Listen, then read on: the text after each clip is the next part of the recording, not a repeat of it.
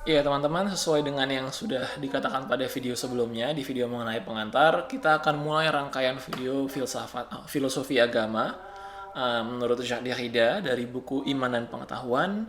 Dan sekarang kita akan mulai langsung masuk ke nomor-nomornya. Untuk video kali ini saya memberi tema keselamatan dan musuh agama zaman ini. Nah, ini dua hal yang dibahas oleh Derrida di dua nomor pertama di buku Foi et Savoir, di buku Iman dan Pengetahuan. Nah, terlebih dahulu saya akan membacakan apa yang dikatakan Derrida di setiap nomor. Jadi saya akan membacakan nomor satu, terjemahan saya terhadap karya Derrida, lalu saya utarakan pembacaan saya atasnya. Dilanjutkan dengan saya membaca terjemahan saya di nomor 2 buku Foi et Savoir, lalu saya akan bicarakan apa yang saya dapat, apa yang saya tangkap dari apa yang dikatakan Derrida. Begitu. Nomor satunya agak singkat ya. Langsung saya bacakan saja. Nomor satu, Foi et Savoir. Bagaimana bicara agama? Di sini bicara agama tanda kutip. Tentang agama, khususnya mengenai agama hari ini. Bagaimana berani berbicara tentangnya secara tunggal, tanpa takut dan gemetar hari ini. Dan sedemikian sedikit dan sedemikian cepat. Siapa yang punya nyali menganggap seolah-olah yang dibicarakan ini dapat dikenali sekaligus baru? Siapa yang cukup pongah menambahkan sejumlah pepatah di dalamnya? Demi memperoleh keberanian, kesombongan, atau ketenangan yang diperlukan, barangkali haruslah berpura-pura dengan singkat berabstraksi. Abstraksi mengenai semua, atau mengenai hampir semua, satu abstraksi tertentu. Barangkali haruslah bertaruh pada yang paling konkret dan yang paling terjangkau, namun juga yang paling antah berantah dari abstraksi-abstraksi tersebut. Haruskah kita menyelamatkan diri melalui abstraksi atau menyelamatkan diri dari abstraksi? Di manakah keselamatan? Pada 1807, Hegel menulis, siapa berpikir abstrak? Berpikir abstrak. Selamatkan siapa yang bisa. Ia mulai dengan berkata, dan justru dalam bahasa Prancis untuk menerjemahkan seruan tersebut, selamatkan diri. Selamatkan diri dari pengkhianat ini yang hendak kabur dengan seketika dari pikiran dan abstraksi dan metafisika, layaknya wabah. Ya ini ya dia cukup dramatis ya dari Daya mengatakan menyampaikan nomor singkat ini sebenarnya hanya dua paragraf singkat begitu ya mengenai ketika dia memulai bicara mengenai agama. Jadi di sini dia pertama-tama membuka dengan pertanyaan bagaimana bicara agama dan bagaimana berbicara tentang agama. Di sini agama oleh Derrida, di sini kalau dia menulis ya dia menulis semua dalam cetak miring italik. Tapi begitu dia mengetik agama di sini langsung dibuat normal ya, nggak italik, nggak cetak miring. Untuk memberikan penekanan bahwa oke, kita akan bicara mengenai agama. Ya bukan agama A, B, C, tapi agama sebagaimana dipahami secara umum. Gitu. Dan dia menekankan khususnya agama hari ini. Jadi bukan agama sebagaimana kita asumsikan agama yang awalnya dikehendaki oleh para pemuka agama dan para umat beragama pada zaman dahulu, tapi agama pada hari ini. Nah, lalu di sini dia menurut saya cukup rendah hati sih dia mengatakan bahwa ya siapa sih yang bisa bicara mengenai agama gitu ya, seolah-olah kita tahu semuanya, seolah-olah kita bisa mengenali agama dalam keseluruhannya.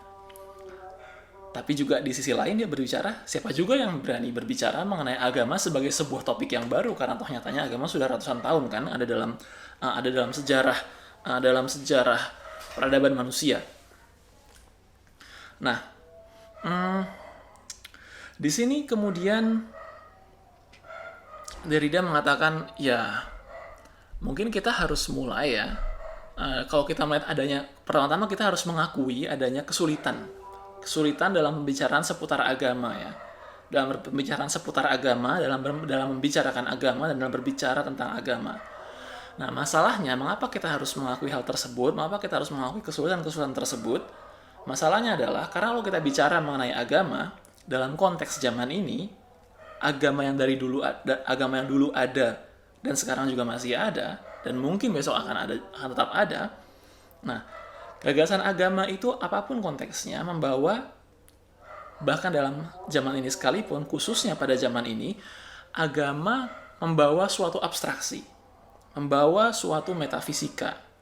Nah, metafisika ini bukan berarti kita bicara mengenai hal-hal yang menjauh di sana gitu ya, hal-hal yang abstrak, tapi abstraksi ini entah kenapa juga menyertai unsur-unsur yang paling konkret dalam hidup manusia, unsur-unsur yang paling konkret dalam dunia manusia. Nah, apakah yang metafisis itu senyatanya ada atau tidak, itu urusan lain. Tapi setiap kali bicara mengenai agama, kita nggak bisa hanya bicara mengenai hidup sehari-hari, tapi kita bicara mengenai abstraksi, entah abstraksi nilai atau abstraksi entitas, Tuhan dan sebagainya itu, yang mendarat, yang mempengaruhi kehidupan sehari-hari. Nah, itu yang menurut Derrida menjadi semacam sumber kesulitan. Nah, itulah kemudian menurut Derrida mengapa kalau kita mau menelisik agama, nah kita harus mempertimbangkan kedua hal ini secara bersamaan. Dari yang mengawang, mulai dari yang mengawang-awang sampai pada yang mendarat dalam kehidupan sehari-hari, keduanya harus kita sentuh. Kita nggak bisa bicara agama hanya sebatas pada pemahaman abstraknya gitu ya. Bicara mengenai Tuhan, mengenai malaikat, mengenai apa yang diperintahkan Tuhan dan segala macamnya itu, kita nggak bisa membicarakan itu secara terpisah secara terpisah, seolah-olah yang abstrak itu nggak ada hubungannya sama hidup konkret. Kita juga nggak bisa bicara agama hanya dengan sebatas bicara mengenai praktik gitu ya. Oh ya, contoh-contoh konkret yang bisa ditemui dalam agama pada zaman ini. Nah, itu juga nggak bisa. Nah, menurut Derrida, usaha menelisik agama itu harus membuat kita cukup sadar akan sebuah keterbatasan pemahaman, karena agama pada nyatanya dulu sudah ada dari dulu, dan tapi toh juga selalu menyentuh hidup konkret manusia di setiap zamannya. Kita harus sadar akan keterbatasan kita, maka kita harus hati-hati, dan dalam arti tertentu kita harus berani juga, bukan hanya hati-hati tapi juga berani untuk membicarakan keduanya secara bersamaan, membicarakan yang metafisika, yang abstrak, dengan yang konkret, yang sehari-hari secara bersamaan gitu. Nah, ini yang oleh Derrida dikatakan sebagai sebuah taruhan ya, bertaruh, karena kita nggak tahu kapan karena kita nggak tahu apakah kebenaran yang abstrak itu nyatanya ada atau tidak. Nah, gitu. Nah, pertanyaan berikutnya sebenarnya di paragraf kedua sebenarnya juga sangat khas Derrida ya. Jadi dua pilihan dalam cara memikirkan yang abstrak ini. Nah, jadi kalau kita berbicara soal abstraksi yang mewujud, abstraksi yang menyentuh kehidupan nyata, nah kita nggak serta-merta kemudian kita bisa membicarakan agama dengan terang-terangan, dengan jelas. Justru kalau kita membicarakan abstraksi yang menyentuh dunia nyata, menyentuh kehidupan sehari-hari, justru kemudian kita berhadapan dengan dua pilihan. Apakah kalau kita berhadapan dengan abstraksi, dengan hal-hal yang abstrak dari agama, apakah kita mau menjauh dari abstraksi tersebut, artinya membahas abstraksi sebagai layaknya musuh, atau kita harus masuk ke dalam abstraksi, melibatkan diri dalam abstraksi, melibatkan diri dalam segala hal-hal yang tidak kasat mata gitu dari agama. Nah, itu yang dimaksud dengan menyelamatkan diri dari abstraksi atau menyelamatkan diri melalui abstraksi. Nah, di sini penting kata menyelamatkan, karena menurut Derrida, entah kita mau menjauhi abstraksi atau kita mau masuk ke dalam abstraksi, endgame-nya, tempat kita mendarat setelahnya, itu sebenarnya sama aja. Mau lewat atau tanpa abstraksi, pada akhirnya yang kita cari adalah sebuah pemahaman mengenai keselamatan.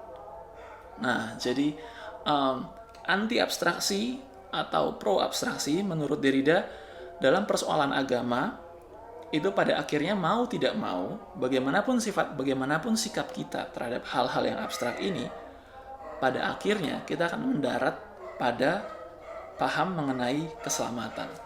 Nah, keselamatan itu maksudnya gimana gitu kan? Karena uh, ya kalau kita bicara keselamatan sepertinya kita kayaknya abstrak kan. Keselamatan itu selamat dari apa, selamat untuk apa gitu kan. Nah, di sini Derrida kemudian setelah dia bicara setelah dia memberikan semacam pertanyaan pemanasan gitu ya, soal sulitnya bicara mengenai agama, di sini Derrida kemudian masuk ke nomor berikutnya. Dia bicara mengenai keselamatan. Gitu. Nah, saya akan bacakan juga terjemahannya. Demikian yang Derrida tulis di nomor 2. Menyelamatkan, diselamatkan, menyelamatkan diri. Dasar satu pertanyaan pertama. Dapatkah kita memisahkan diskursus tentang agama dari diskursus tentang keselamatan? Artinya keutuhan, kesucian, kesakralan, keadaan selamat, tak terhukum, kebal, sacer, sanctus, heilig, holy, dan persamaan lainnya dalam banyaknya bahasa. Dan keselamatan ini, apakah ia harus merupakan keselamatan di hadapan dan terhadap kejahatan, kesalahan, atau dosa? Sekarang, di manakah kejahatan? Kejahatan hari ini, saat ini? Anggaplah terdapat satu sosok tolak ukur yang tak berubah dari kejahatan, artinya kejahatan radikal yang muncul menandai zaman kita dan bukan zaman lainnya. Apakah dengan mengetahui yang jahat ini, barulah kita dapat sampai pada sosok atau janji keselamatan untuk zaman kita? Artinya yang tunggal dari yang religius yang kita bicarakan dalam semua jurnal di mana ia muncul. Akhirnya kita hendak menghubungkan pertanyaan tentang agama ke pertanyaan tentang kejahatan hasil abstraksi. Ke abstraksi radikal, bukan ke sosok abstrak dari kematian, dari kejahatan atau penyakit kematian, tetapi ke bentuk-bentuk kejahatan yang kita kaitkan secara tradisional ke pemisahan radikal, dan oleh karenanya ke ketercerabutan hasil abstraksi, sambil lalu namun akan amat terlambat melalui tempat-tempat abstraksi yang adalah mesin, teknik, teknosains, dan khususnya transendensi yang teleteknologis. Agama dan mekane, agama dan ruang digital, agama dan numerik, agama dan digitalitas, agama dan ruang waktu virtual. Untuk mengukur bahasan pendek di tema-tema ini, dalam keterbatasan yang ada pada kita, membayangkan satu mesin diskursif kecil yang supaya selesai dan dapat disempurnakan tidak terlalu lemah. Demi memikirkan agama secara abstrak dewasa ini, kita akan berangkat dari daya-daya abstraksi tersebut untuk akhirnya mempertaruhkan hipotesis ini. Dari sudut pandang semua daya abstraksi dan disosiasi, ketercerabutan, pemindahan, pelepasan, formalisasi, skematisasi universal, objektivasi, telekomunikasi, dan lain sebagainya, agama, dalam tanda kutip, terdapat dalam pertentangan reaktif dan timpaan tawaran yang memberikan penegasan kembali. Di sana, di mana pengetahuan dan iman, teknosains, kapitalistis dan dapat diandalkan, dan kepercayaan, kredit, keandalan, tindakan iman, akan selalu memiliki bagian yang terhubung, persis pada tempatnya, pada simpul keterhubungan dari oposisi masing-masing. Darinya lah kebuntuan, artinya suatu ketidakhadiran pada jalan, pada jalur, pada ikhtiar, pada keselamatan, dan kedua sumber. Ya, di sini Derrida ngomong agak banyak ya, dia bicara ada 3 paragraf, dan di sini yang menarik sebenarnya dia juga ketika dia menulis mengenai yang suci ya, dia khas Derrida dia bermain kata-kata gitu ya. Misalnya ketika dia mengatakan soal keutuhan itu dalam bahasa Prancis le sang, ya bisa juga diartikan sebagai kesehatan, bebas dari penyakit, SAIN. Lalu keutuhan ini dihubungkan dengan kesucian, le sang juga, tapi tulisannya bukan SAIN tapi SAINT. Nah, jadi utuh, sehat itu dengan suci itu secara dari padanan katanya menurut Derrida itu sebenarnya bisa disejajarkan. Jadi utuh, suci, sehat itu bisa dimasukkan bersama-sama dalam satu bagian, dan itu bisa digolongkan bersama-sama dengan bagian yang dengan dalam sebuah kategori yang namanya keselamatan. Nah, keselamatan itu artinya tak terhukum, kebal. Nah, itu di sini dia menggunakan banyak padanan ya, sacer bahasa Latin, sanctus, Bahasa Latin juga Heilig, itu bahasa Jerman, Holy bahasa Inggris. Nah, di sini dia mengatakan bahwa kalau kita sudah mulai berhadapan dengan abstraksi, entah untuk melawan atau untuk masuk melaluinya, kita akan sampai pada pertentangan-pertentangan ini antara yang selamat dengan yang tidak selamat. Tapi selamat ini bukan berarti selamat dalam artian kalau kita adalah menurut Derrida ya, bukan arti selamat dalam arti tidak mati, bukan arti selamat yang bukan arti keselamatan yang akan kita peroleh di ujung hidup setelah kita hidup di dunia ini, enggak. Selamat itu artinya tidak tercerabut, karena di sini Derrida menghubungkan ya, keselamatan menurut Derrida itu harus dilawankan dengan yang namanya kejahatan. Nah, jahat oleh Derrida itu dikatakan sebagai oleh Derrida ya, menurut Derrida yang kita kategorikan jahat, yang umat beragama kategorikan sebagai jahat dewasa ini, itu bukan jahat bukan semata-mata soal dalam artian dosa, tidak. Jahat itu mengandung konotasi, menurut Derrida, mengandung konotasi ketercerabutan. Ketercerabutan karena apa? Karena ada berbagai daya-daya yang memainkan cara kita hidup. Ada berbagai daya-daya yang bermain dalam cara kita memanusia, dan daya-daya tersebut menurut Derrida oleh agama itu dikelompokkan sebagai kejahatan. Contohnya adalah konkretnya sains, teleteknosains, ruang digital, singkatnya kemajuan teknologi pada saat ini. Jadi Derrida melihat bahwa kalau agama berbicara mengenai keselamatan pada zaman ini, maka secara khusus agama mempertentangkan dirinya dengan ilmu pengetahuan, dengan teknologi. Nah, di situ menurut Derrida kita harus menyadari pertentangan ini. Bicara agama, kalau kita mau melihat, mau menelisik, mau mengulik abstraksi, mengulik permasalahan abstrak yang ada pada agama yang berusaha didaratkan dalam kehidupan konkret, kita harus melihat bahwa akan selalu ada yang namanya pertentangan, dan pertentangan itu ada dalam konteks. Nah, dalam konteks zaman ini, pertentangannya adalah yang suci bukan pertama-tama melawan yang dosa, yang suci melawan yang tercerabut. Yang suci itu berlawanan dengan yang sifatnya menghanyutkan kita, yang sifatnya membawa kita masuk terkungkung dalam sebuah dunia yang membuat kita tidak lagi mengindahkan apa yang suci, apa yang baik, apa yang selamat. Nah, selamat artinya tidak terlarut dalam yang namanya keterpisahan radikal. Nah, selamat itu artinya tidak larut dalam yang namanya konkretnya keterpisahan radikal tersebut, tidak larut dalam yang namanya perkembangan teknologi, dalam yang namanya perkembangan sains, dalam yang namanya ruang digital. Nah, dan itu artinya di sini harus jelas ya, bahwa keselamatan artinya lawannya bukan kejahatan, bukan hukuman, bukan kecelakaan. Jadi kalau kita bicara kejahatan, jahat itu bukan berarti jahat as in menghancurkan orang, tidak. Tapi jahat dalam arti mencerabut orang dan mengungkung orang dalam tempat, dalam sebuah wadah gitu ya. Wadahnya namanya adalah pengetahuan, buah-buah pengetahuan. Nah, lalu di sini agama melakukan dua hal menurut Derrida, yaitu menentang hal-hal tersebut, menentang sumber-sumber ketercerabutan tersebut di satu sisi, dan di sisi lain agama menawarkan sebuah peneguhan. Ini loh, ilmu pengetahuan menghanyutkan kamu dalam dunianya, dalam teknologi, dalam dunia virtual, dalam ruang digital, dan yang saya tawarkan kepadamu adalah berhenti tercerabut. Masuklah dalam sebuah laku penyembahan, dalam sebuah ritual. Nah, dengan demikian kamu mendapatkan keselamatan. Upayamu untuk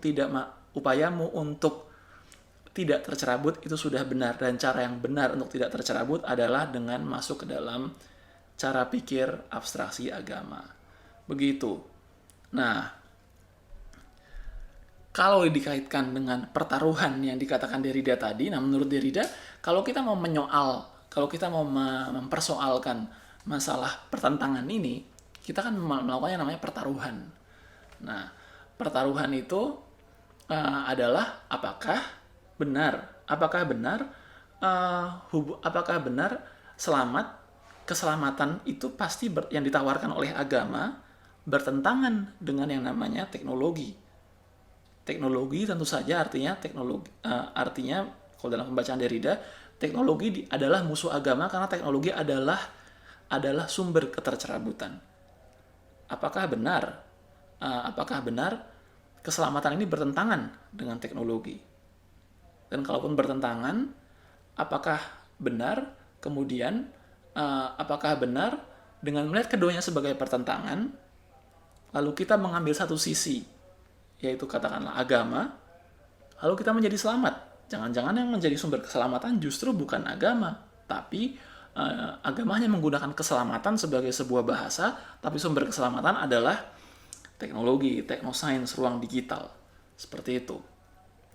Dan apakah, katakanlah benar ya, ada pertentangan, lalu kita pilih untuk memihak pada agama.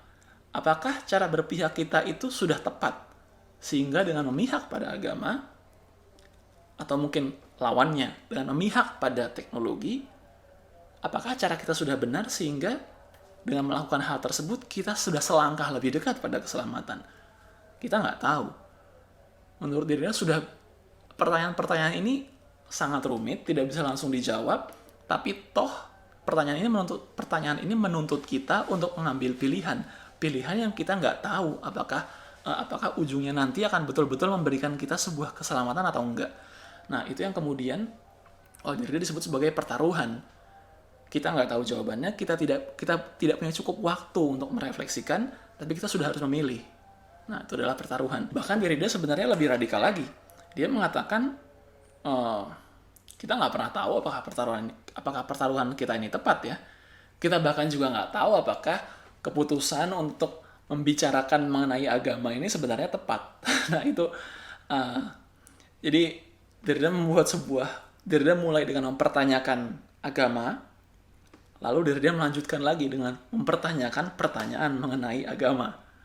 Dia sering melakukan itu, dia sering melakukan itu, dan cara dia membuat pertanyaan yang muter-muter ini juga dia praktekkan pada telah tentang agama. Jadi gitu. Jadi dia membuat sebuah pertanyaan, dia mempertanyakan sikap mempertanyakan gitu. Nah, itu ya. Jadi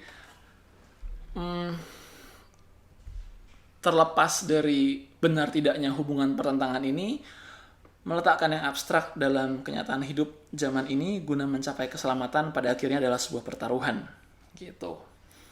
Jadi kita nggak tahu apakah pertaruhan kita ini tepat atau tidak, namun benar atau salah, apakah hasil taruhannya kemudian menguntungkan kita atau enggak, pembicaraan tentang agama toh tetap mengharuskan kita untuk berabstraksi, toh tetap mengharuskan kita untuk memosisikan diri di antara agama dan lawannya tersebut, tanpa tergesa-gesa untuk memeluk yang satu dan menanggalkan yang lain.